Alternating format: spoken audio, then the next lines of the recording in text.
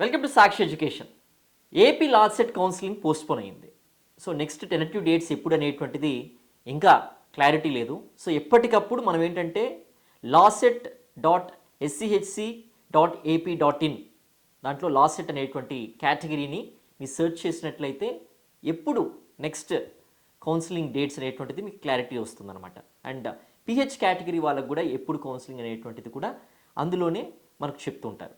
So అటు paper కానివ్వండి లేకపోతే వెబ్సైట్ కానీ కంటిన్యూస్గా మనం చూసినట్లయితే నెక్స్ట్ కౌన్సిలింగ్ ఎప్పుడు అనేటువంటి దానిపైన మనకు స్పష్టత వస్తుంది.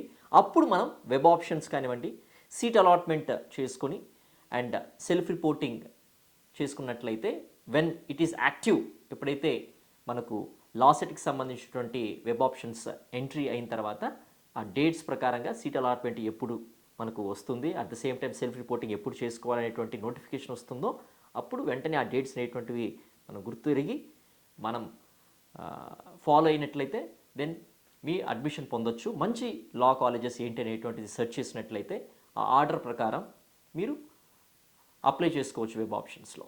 సో బిఫోర్ దట్ lawset.schc.ap.in అనేటువంటి వెబ్సైట్లో వెళ్ళి లాసెట్ కేటగిరీని అని సెలెక్ట్ చేసుకోవాల్సిన అవసరం ఉంటుంది.